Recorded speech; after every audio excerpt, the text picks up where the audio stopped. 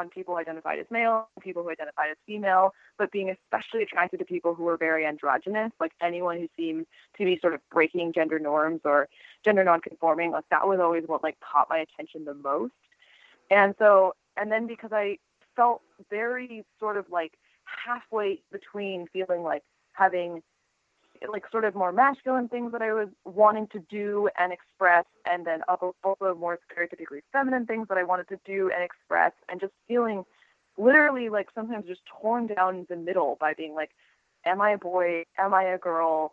And what does that mean? And I would, I'd spend 1 week being like, no, I'm definitely a girl and I'm a lesbian. And then the next week I'd be like, oh, I'm a girl, but I'm bi. And then the next week I'd be like, no, I'm feeling really male this week. And I actually think maybe I'm like a gay guy.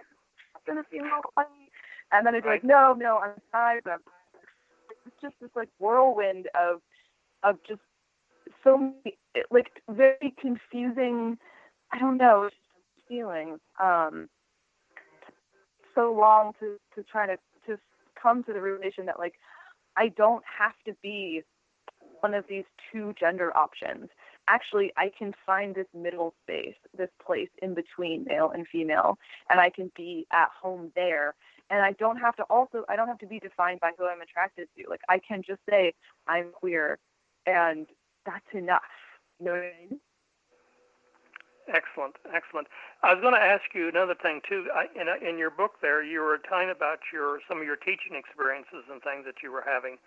Can you remember back some of the incidences, maybe like an incident that would happen that would really lead you to think that you may have had an impression on some younger people or something, helping them, and some of your students that you may have had, if you had a chance to, if that ever happened, or if you ever had a chance to help them with their identity or anything like that?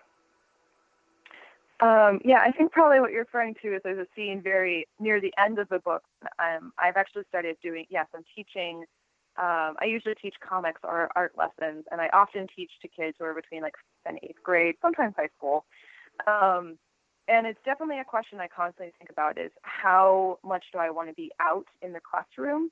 And a huge factor of this is thinking about how much it would have meant to me as a young person, as a kid between the ages of 8th grade, to have like an out non-binary teacher specifically, or an out trans teacher, even an out queer teacher. I don't think I had an out queer teacher until I was in college. But anyway, thinking about like, when is it appropriate to bring my identity into the classroom to hopefully be that role model for a young person, and when is it maybe less appropriate if it's not related to the subject or the kids are kind of young. I feel like it's a real balancing act. Also, like, you have to ask, will the school administration support me if a parent complains? Like, there are a lot of factors. I don't have a specific story of a student coming up to me and saying, like, it really meant a lot to me, that you were out. But I have had people reach out online. It's actually been really amazing since my book came out. I've been receiving so many emails and messages, and one of the things that's most exciting is I've actually, since the fall started, I've gotten some emails from college students who told me that my book was assigned in their college class of reading, which is amazing to me. And a few of them were like, I'm going to be writing a paper on your book. Can you answer a few questions? And I'm just like, yes, absolutely. Oh, that's great. That is great. So it obviously is educating, because, and even in the LGBTQ plus spectrum, there's a lot of people that don't understand as parts of our own spectrum, and this is an issue that has to be dealt with. So that's excellent. I'm glad to hear that. I want to go through a couple other quick things here. Do you think that when I know you went through a very difficult period there of trying to figure out, who you were and trying to accept your own identity, or trying to figure out who your identity was, do you think you can focus in on anything or any experiences that you had that could have helped you more, or that held you back, or any fears that you had? Can you tell our listeners some of those things? Because, a lot of people, they're lesbian, they're gay, they're bi, or whatever, but in your situation and other people in the spectrum, they're more, it's a more clouded definition of where they stand inside the spectrum. And that's where I'm getting at. Yeah, I mean, I think one thing that was hard for me when I was young is that I didn't even know that like transgender people existed. And it's really hard to even envision that if you have no awareness of it. So I think, and I'm like, if I'd had like, children's books or like books that are appropriate to like, for, like a middle school, elementary school student that just like had a trans character in it, and if I'd been able to read about that as a much younger person, that would have been huge for me. I mean, that would have been I'm sure I would have immediately noticed, been immediately very interested, probably would have read the book like 10 times, and then maybe like cautiously ask some questions of like some trusted adults, like, what's this about? Is this, what is it like to be a trans person, or do you know any trans people? Or, I would have loved to have had more access to that type of information when I was young. Because I think for a long time, especially so I'm saying like elementary school, junior high, high school, I felt like I was in this trap where I couldn't see beyond like being either a male person or a female person. I just couldn't, that was the only two options I could visualize, and neither of them felt right. And because those are the only two options I could see, and I didn't like either of those options, I felt, like I was almost like suspended, like on a thread in between two poles or something. And I was just like, I feel like I'm in this weird, just like this very strange liminal space that has like no name and no definition and no roadmap, no model. And I think just having role models, I mean, people talk about this all the time. Like, that's why representation is important, right? Like, just having something to look at and be like, that is an example of like a non-binary adult. That is what a non-binary adult might dress like, or how they might interact with the world, what pronouns they might use, like just what it's like, that it's, what does that even mean?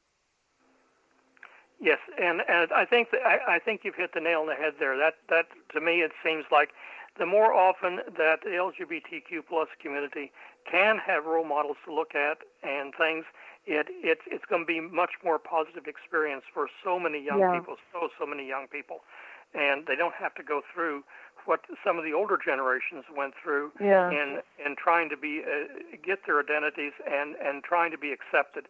And still, there's a long way to go yet. We all have on that spectrum to get for acceptance, but progress is being made, and we just got to keep moving forward. And books like yours here are certainly a good stepping stone for us to use, and a very good educational material.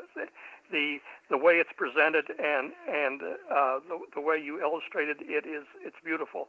I think I would suspect that your book is going to be in a lot of schools in the future as a guide in a lot of areas. It can be a big help, I think, and it's like you said, the other students who've been contacting you, I think as the more you get your name out there and everything, it'll reach a broader group. Now, you are going to be at the book fair in Miami coming up here in November, aren't you? Yes, indeed. Okay, so I wanted you to, if you could, our time is running down here. We've got a couple of minutes left. In the last couple of minutes we got here, can you go ahead and summarize some of your final thoughts here, and then tell people to look forward to seeing you in Miami in November at the book fair, and also they can go online and order. And again, the book is called Genderqueer, a Memoir by Maia Kobabe. I got it. Yes, and it's published by Lion Forge Comics. Yes, I will be at the Miami Book Fair. I'm going to be on a panel that is on November 23rd at 4 p.m. I'm going to be on there with several other authors who've written memoirs. I'm really excited about it. It'll be my first time in Florida. Excellent. So I'm really jazzed about that. Very exciting. Yeah. I'm so glad to be talking to you, and I'm so glad that people have taken to this book. I mean, it's very personal. It's extremely vulnerable book, and there were times where it was nerve-wracking to write it and think like, wow, I'm publishing essentially like all of my like deepest, darkest secrets, all the things that have been like the scariest and most like difficult for me to share over my entire life. But it's also so freeing, like just putting out these thoughts and these things that I've worried about, and then having readers respond and say things like, oh my gosh, I feel this way too, or I didn't even know there was a word for that, or I thought I was the only person in the whole world who felt this way, and now I feel less alone. I mean, it's amazing. And every time I have a reader respond like that, I too feel less alone, because it means not only it means that we're in community with each other, right? And it means Right. that each of us has like one more person to be like, I'm not just this weirdo. Like, actually, there's a whole beautiful community of us who have had these thoughts, had these feelings, have gone down these same rabbit holes, and are researching these same topics. And it's been really, really amazing. And I'm so grateful for the support. Excellent. Well, Maia, I want to thank you again, and I look forward to seeing you at the Miami Book Fair. I will probably be there near the panel area too. I may be doing interviews too, Awesome. because we have a group coming down there, and other people who'll be there with you, and authors on other related subject matters, similar in the LGBTQ plus community. So I want to encourage our listeners to participate, and I thank you so much for doing this interview with us. And you have, again, a great book out here and a great educational tool. And it's been a pleasure talking to you. I look forward to seeing you in Miami. I can't wait. Thank you. Thank you.